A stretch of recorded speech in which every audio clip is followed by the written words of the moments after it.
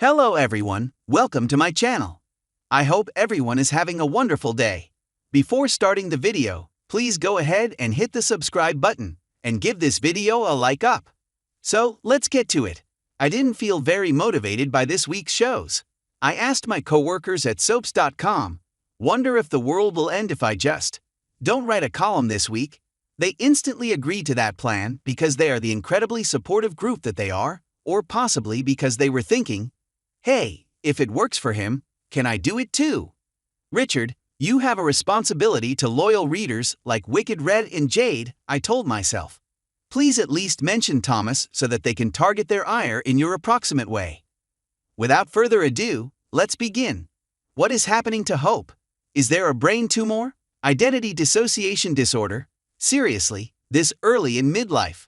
I will, however, admit that I'm curious. It seems like she's just giving in to sexual impulses because her mother instilled the idea that she is a decent girl in her mind. But surely it can't be that easy. I mean, Hope seemed to enter a fantasy world when she caught a peek of Thomas' photo over Steffi's shoulder, even though I know this will shock some of you. Thomas is still adamant that he's changed, and I really want to believe him. Imagine Hope throwing herself at Thomas while coping with whatever it is that she is dealing with. But Thomas is unflappable and keeps her at a safe distance. Hope, unable to control her own bizarre behavior, may lie and say Thomas came onto her if someone were to see them in yet another intimate setting. Who would support her in this? What if Taylor herself started to doubt his claims of innocence? Because Thomas would get to play the good guy for once, I definitely watch that narrative. He might even accept the responsibility himself in order to defend Hope and her marriage. It was plain strange when Hope suggested possible dates for Thomas in that scene. First of all, everyone she mentioned was employed by the business. Perhaps that shouldn't be encouraged, given Thomas' past. Even stranger, though, she failed to mention Charlotte, with whom Thomas already had a past, and who had only entered the room 2 minutes prior, plainly flirting with him.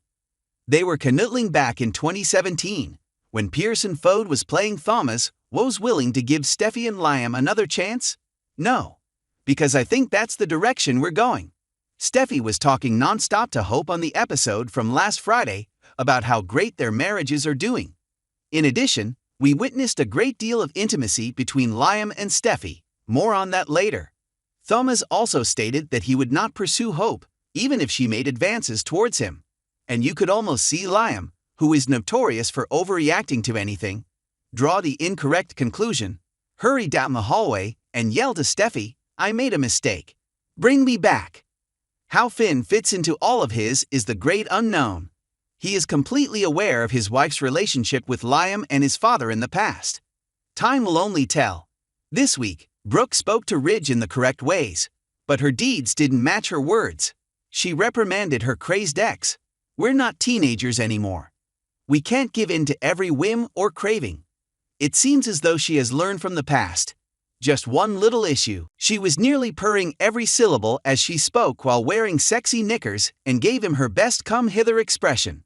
Later, when relating her night with Ridge to Taylor, she wasn't entirely truthful, and Taylor just had to emphasize that this Brooke wouldn't wander around in a nightgown.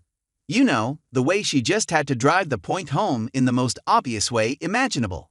If we're just going to return to that triangle, what was the point of Taylor and Brooke's major epiphany over Ridge? And that's definitely where it feels like we're going. Sorry, Hollis, but I'm very certain you're just a passing diversion. Asterisk, the scenes on Thursday, where co-parents Steffi and Liam discussed handling Kelly's hectic schedule and their daughter's fame, were excellent. Every audience member could identify to it because it was a genuine moment. Even though Steffi and Liam are wealthy and had nannies, they appeared to be ridiculously human at that particular moment. Why is the Coacher line never mentioned at Forrester Creations? It seems like the company exclusively produces hope for the future at this point. And how often does HFTF release a new collection each year? They're pushing out a third show after the huge one last November and another in January, which made its debut off-screen. Asterisk, shouldn't HFTF be looking for a different designer in case Thomas doesn't work out? Why do they place themselves in a situation where they would encounter the exact same issue they encountered 2 months ago? Liam's comment to Wyatt that Hope and I are never going to agree about Thomas had to be my favorite line of the week. I don't see a better man in him, I see a better liar when I look at him. I observe an algorithm that simply becomes smarter with each unsuccessful manipulation. It wasn't terribly clever, but it was a fantastic metaphor. It may be harmful to your health to play the soap opera drinking game while watching Bold and Beautiful. The guidelines are in the photo below. Thanks for watching this video. Please subscribe to our channel and stay with us.